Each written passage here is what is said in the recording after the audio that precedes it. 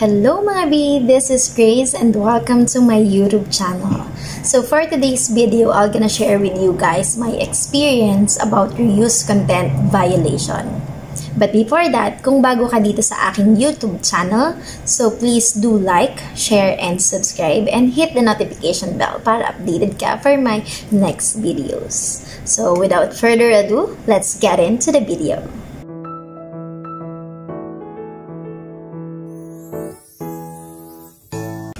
Na-reach mo na rin ba ang requirements for YPP tapos nag-apply ka for monetization pero na-reject ka?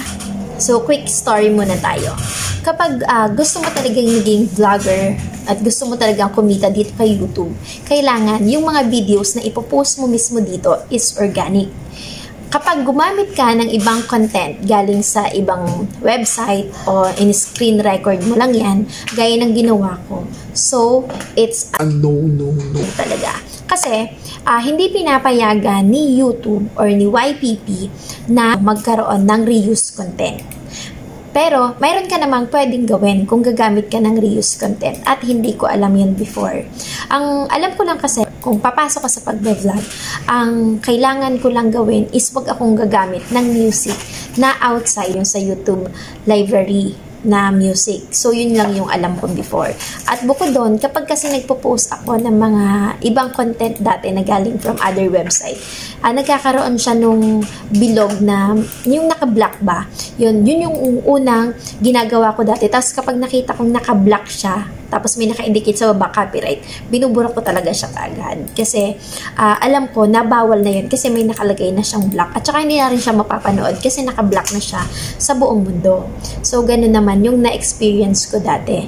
Pero, nung nanood ako one time ng Inside Out, nakita ko na ang daming learnings. Nakita ko na, ay, pwede ko siyang i-share sa mga tao. So, yun lang naman yung, ko talaga, yung naisip ko lang dati. So, ang ginawa ko, kumuha ako ng clip na nakatulong sa akin ng malaki. So, ang ginawa ko, kinuha ko yun, in-screen record ko yung clip na yon and then pinost ko siya dito mismo sa YouTube ko.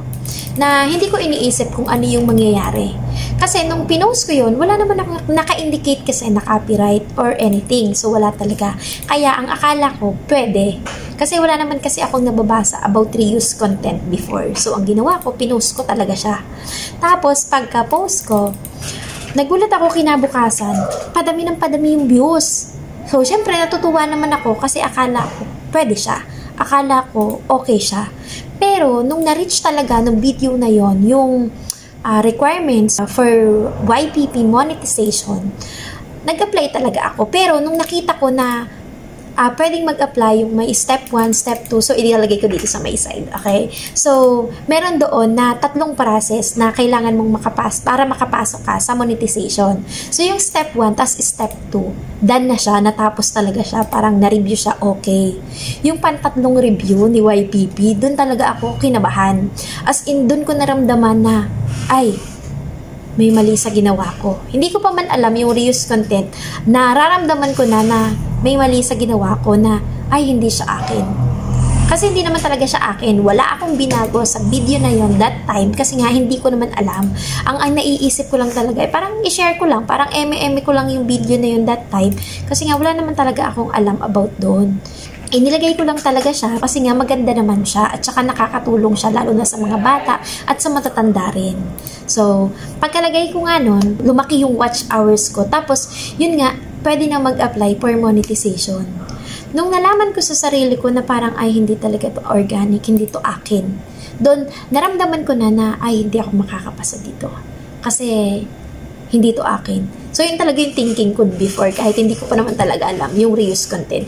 Tapos, dumating nga sa akin yung message. So, ilalagay ko yung dito para makita ninyo na maka-indicate doon na your YouTube channel ay hindi approved para sa monetization. Okay? Pero wala namang nabago sa account ko. Hindi lang talaga siya mamomonetize kasi nga may reuse content. So, meron namang iba't ibang klase ng reuse content na pwede mong gawin na para ma-allow ka dito kay YouTube mismo. I-share ko sa inyo yung mga pinagbabawal ni YouTube when it comes to reuse content. So, bawal kang kumuha ng mga short video clips galing sa TikTok o kaya naman sa ibang website na i-compiled mo tapos wala kang babaguhin. Okay? Kapag ganun, hindi siya talaga ina-allowed na ma-monetize. Kasi yung mga videos na yun ay hindi galing sa'yo. Kinuha mo lang talaga siya from other website. So, yung next, bawal kang kumuha ng mga music from different artists. Tapos, kahit na siya ay allowed nung mismong may-ari, tapos i-compiled mo and ilalagay mo doon sa YouTube mo, hindi talaga siya pwede. It's a no, no, no para sa bagay na yon. Okay? So, wag na wag niyo yung gagawin kung gusto nyong ma-monetize dito kay YouTube. Yung clips o yung video clips na kinuha mo sa paborito mong show, tapos, ang ginawa mo, ipinost mo lang yon as it is. Kagaya nung ginawa ko, nag-post lang ako ng video clips na wala akong inedit, wala akong nilagay na kahit na ano, na nanggaling mismo sa sarili ko.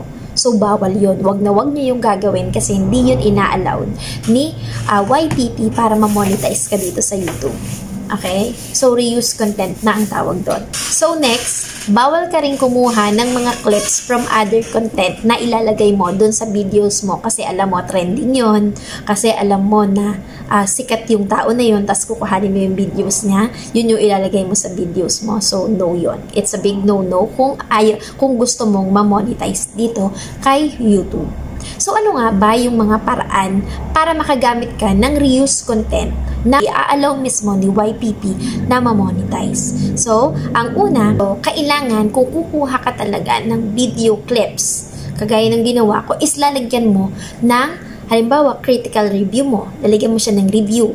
Or kung kukuha ka ng mga videos from sports or yung laro, okay? Yung mga pinapanood nyo na basketball or kung ano mang games yan na talagang galing sa mga sikat na mga basketball player, kailangan lalagyan mo siya ng sarili mong review.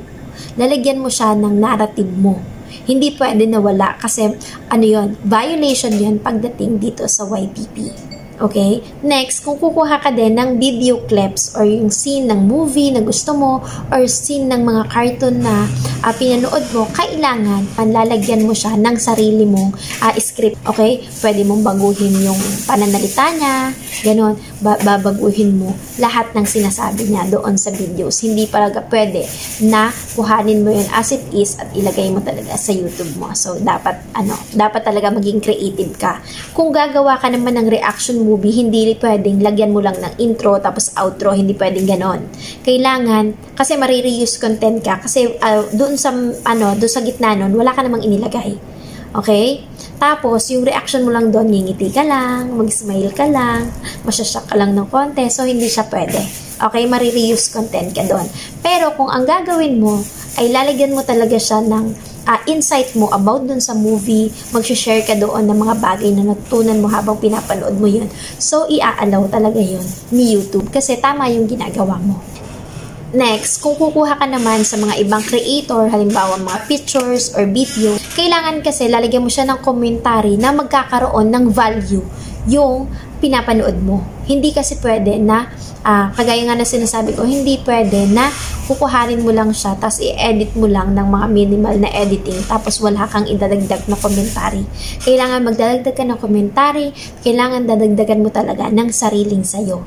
Okay? Para hindi siya ma-reuse content. Kapag naman ikaw ay hindi na-approve at na-reuse content nga yung iyong account, so, meron naman ikaw na choices. So, ilalagay ko dito yung screenshot nung pinasa sa akin ni YouTube sa aking mismong account. So, naka-indicate doon na pwede kang mag-appeal kung alam mo naman sa sarili mo na yung reuse content na ginamit mo is talagang nilagyan mo siya ng commentary mo. Pero kung alam mo sa sarili mo na kagaya nung sa akin, ang case ko kasi is kinuha ko lang talaga yung clip and then wala akong nilagay na kahit na talagang reuse content siya. And pinost ko siya sa aking YouTube, kailangan talaga delete mo siya. Okay, huwag kang manghinayang doon sa views kasi yan sa akin niya naka 1.2 million views siya eh. Pero Huwag kang manghinayang, okay? So, kailangan talaga maging consistent ka, maging organic ka sa videos mo kasi yun yung dapat dito kay YouTube. Yun yung ina-approve talaga ni YPP. Kung gusto mo lang talagang kumita at makapasa kay YPP, kailangan talaga sumunod tayo doon sa policy niya. Kasi kung hindi mo siya susundin, hindi ka din naman ma-approve. So, kung mag-effort ka na lang din naman, ibigay mo na yung the best mo. Ibigay mo na kung ano yung hinihingi nila para makapasa ka. Okay? So, ganun din naman sa trabaho. Kapag gusto mo na maging magaling ka, kailangan mo talagang sumunod dun sa mga leaders mo. So, ayan. Thank you so much. Sana po may natutunan kayo sa aking reuse content violation journey. And I hope na makapasa ako within 1 month na parameters para ayusin ko yung aking channel. Once na mag-reapply ako, i-inform ko kayo sa susunod kong journey kung talagang makakapasok ako or naging maayos ba yung magiging channel ko. So, ayan. Thank you so much guys for watching this video. I hope na natuto kayo and I hope na nakatulong ako sa simple journey na natutunan ko mismo dito kay YouTube. At kung kayo ay may mga katanungan, ayan, i-comment nyo lang sa ating comment section at sasagutin ko yung mga tanong nyo based on my experience. So, sana nakatulong and see you soon sa susunod kong videos. Thank you so much for watching. Bye!